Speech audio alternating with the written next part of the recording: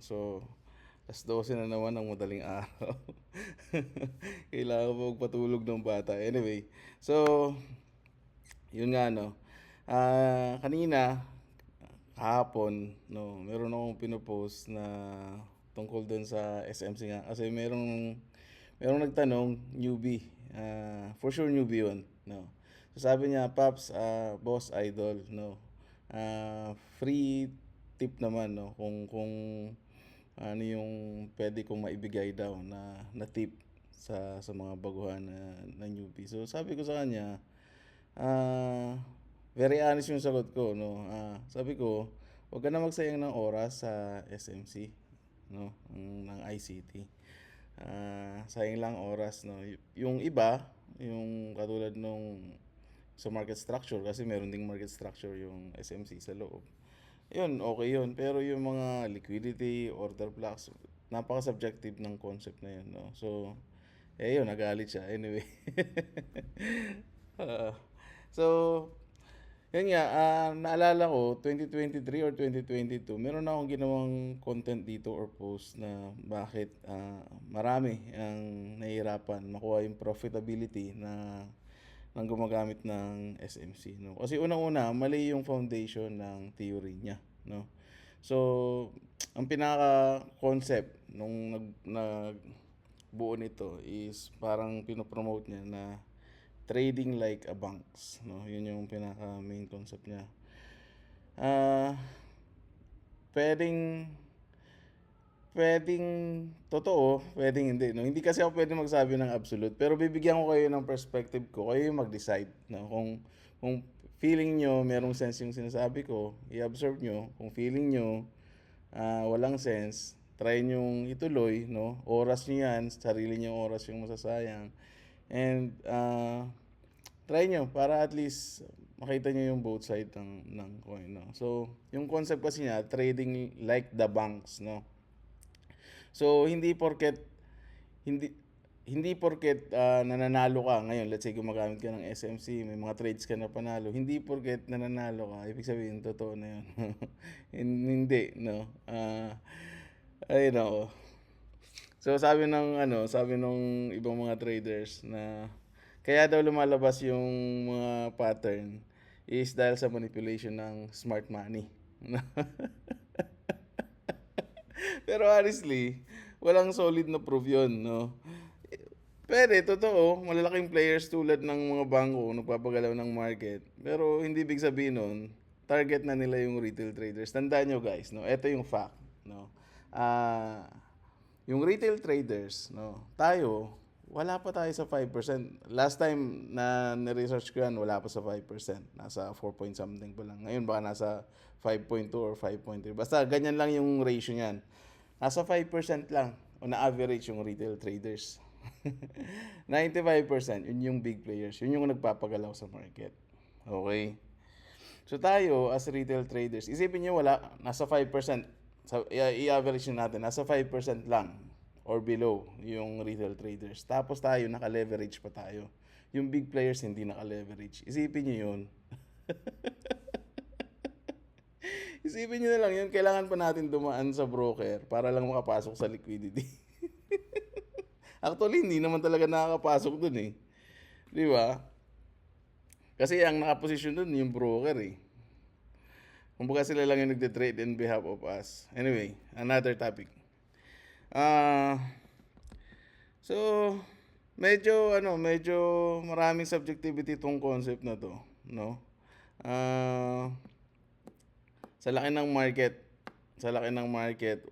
isipin nyo guys, no? Isipin nyo na lang to. Halimbawa, meron bang big players na nakaabantay sa monitor, inaabangan nila yung saan kaya ilalagay yung SL nitong retail traders na to? Hindi, iba yung nakikita nila. Hindi. Ito yung isa sa advantage ng Forex kumpara sa stocks and sa crypto, no? So, siguro i-compare ko na lang sa stocks sa PSE, no? Ang PSE kasi merong centralized na liquidity. So, sa PSE makikita mo kung sino yung nagpo-position na big players, makikita mo kung ilan yung position nila, makikita mo kung ginajacke lang nila yung isang kumpanya, no? Nagki-create lang sila ng transaction para lang pumasok sila sa top 10 gainers, no? Tapos kung hindi mo sisilipin yung transaction, wala kang kamalay-malay na sila lang din wala yung nagbo-buy and sell para lang mag-create ng transactions, no? Pumasok sila dun sa top gainers on that day or on that week, no? So, ginajacke nila yung position. So, sa PSE, merong centralized liquidity. Yun yung point ko. Unlike sa Forex, wala. Wala.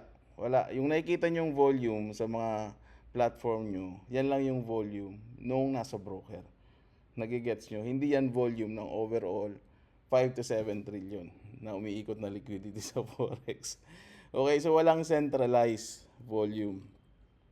Okay, so wala tayong access ng mga retail traders sa mga ganung information, no? Kaya napakahirap niyang i-manipulate, no? Hindi katulad sa ibang sa stocks, no? Merong potential na ma-manipulate. Anyway, so new terms, no? Matagal na yung ICT pero sabi ko nga new terms pero same concept, old concept, no?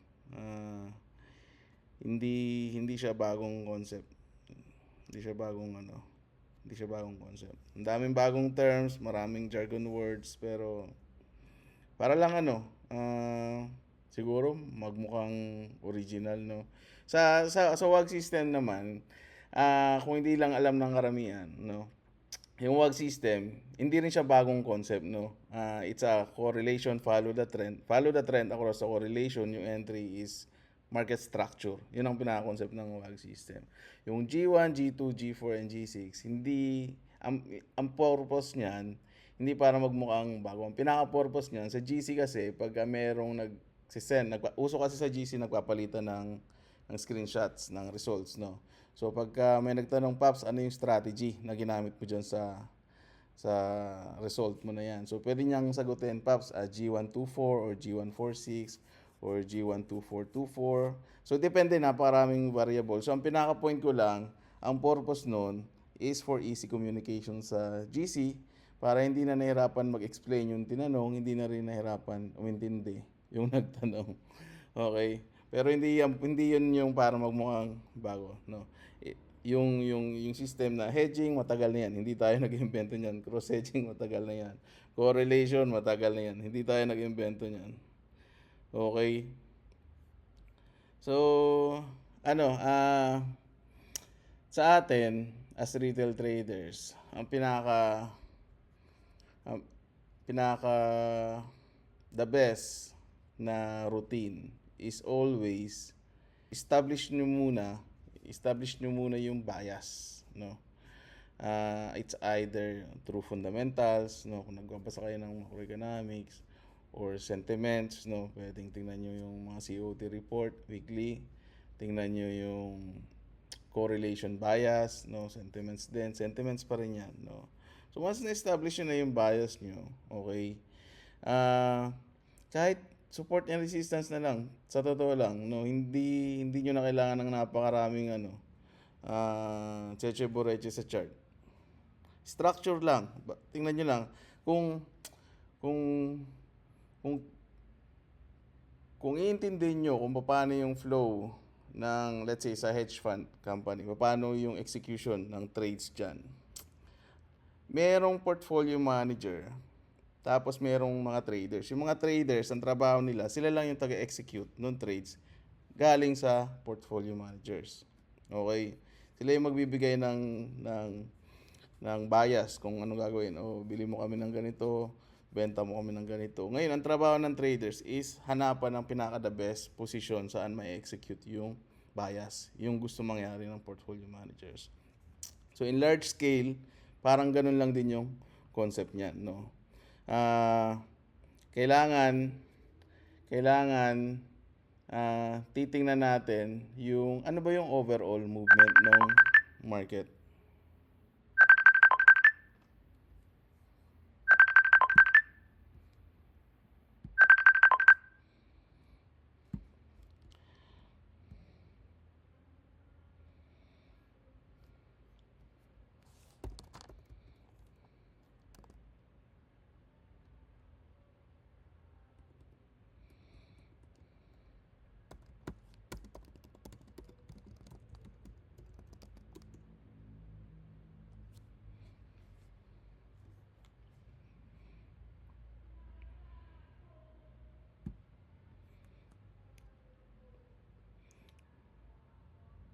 Okay.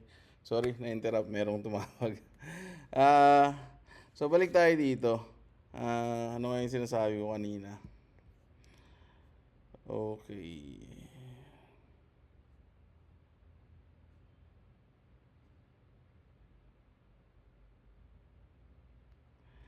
So, sabi ko nga kanina, sobrang laki nung market. Sobrang liit lang ng retail traders tayo. 5%, 95% yung big players, no? So, napakahirap i-manipulate ng forex market, no? May mga issues, no? Matagal na ng mga issues. Siguro during that time, maluwag pa yung mga regulators kaya nakakalusot yung mga ganong issues. Pero sa ngayon, sobrang napaka imposible na, no? Na manipulate, especially walang centralized na liquidity yung forex. Okay? Siguro kung magkakaroon man ng manipulation, nasa broker side, nandoon. Yun yung hard reality, no? Alam ko maraming magagalit na mga agent ng brokers, no? Kasi isipin nila sinisiraan ko na naman yung broker side. No, pero nandun kasi yung hindi lahat, no? Sabi ko nga hindi lahat. Merong mga matitinong brokers, merong siyempre, mga bookbee na brokers. Nandun yung potential na magkaroon ng manipulation. Okay? So kung hindi nyo alam, ang ganito yung structure ng broker. So, meron silang tatlong book, no, sa accounts, no. So merong book A, merong book B, merong book C. And explain ko na yan sa ibang video ko. So yung book A, ito yung meron silang record na ito yung mga matataas yung profitability, nakakapag-withdraw, na panalo. Yung book B naman is ito yung mga traders na laging nagde-deposit, laging sunog. So pangit yung record, no. Yung book C, ito yung mga bagong sign up na account, no. Hindi pa nila alam kung saan nila ilalagay ito, sa book A or sa book B. Okay?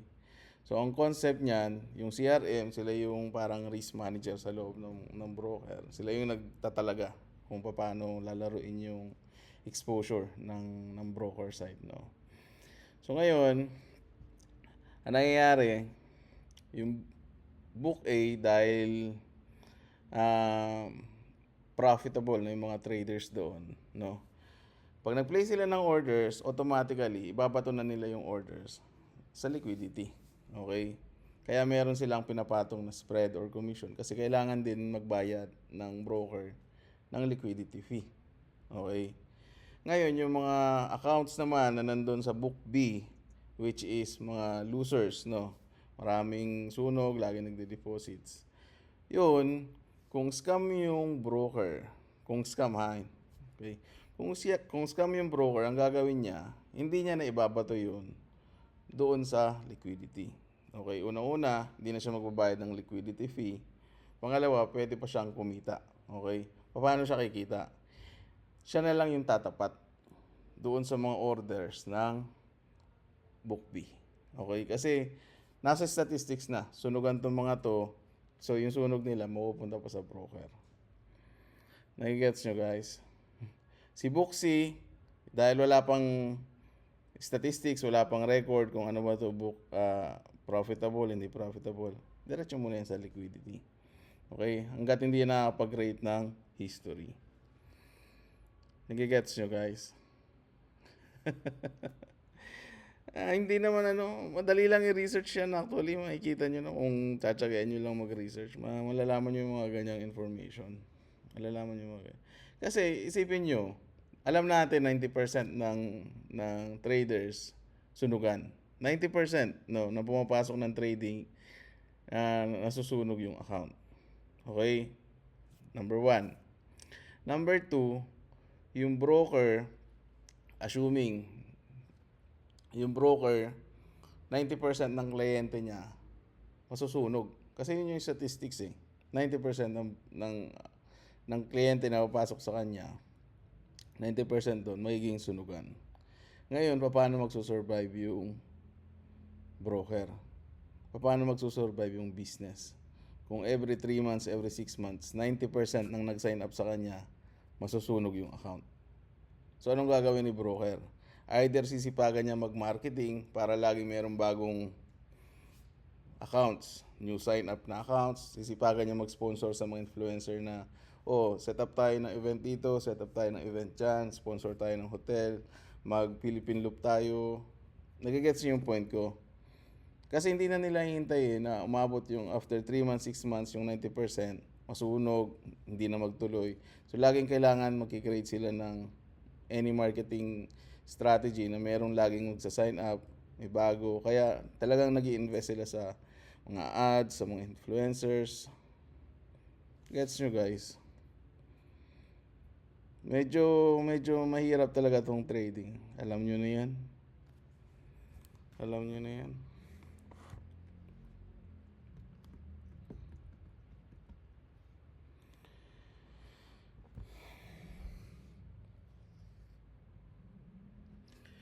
Yung sinabi ko kanina sa post ko, kung aaralin nyo yung mga modules na nasa loob ng SMC. Sa market structure, pwedeng alternative, SNR, support and resistance, yung ibig sabihin ng SNR. PA, price action, solid yan, no? Logical. Yung SAD, or supply and demand, no? Halos pare-parehas lang yung concept talaga niyan, no? Yung yung structure, pagbabasa ng market structure, no?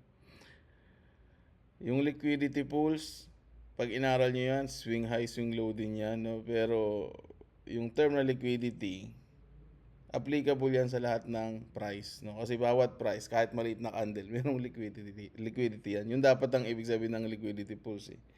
Pero hindi, pag inaral mo yung sa SMC, iba yung ibig sabihin nila ng liquidity pools, no? Iba yung pangalan, iba yung ibig sabihin.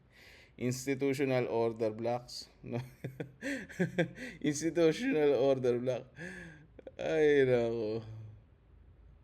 Isipin nyo merong ang third eye, makikita mo yung institutional order blocks. Retail traders ka, 5% ka. Tapos nakikita mo yan. Lupit mo. Okay.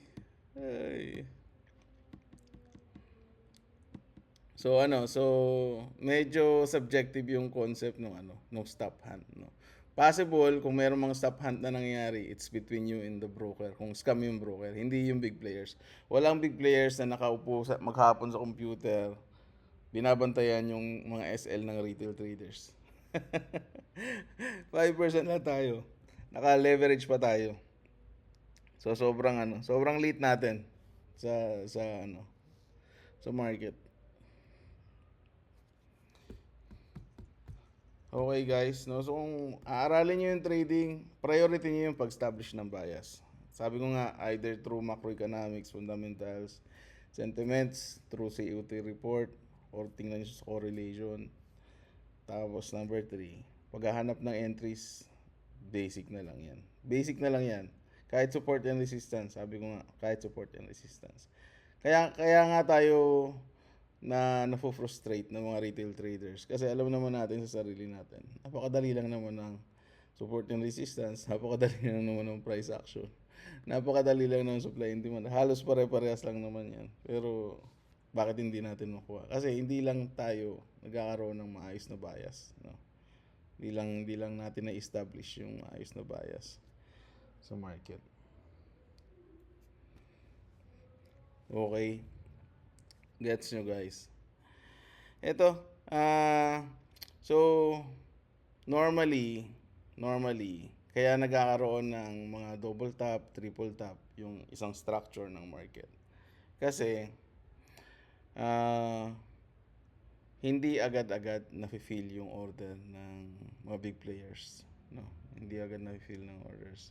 Magrarally yung market. Let's say, sabihin natin, mayroong big players na kailangan nila mag-dispose ng 50 million lots.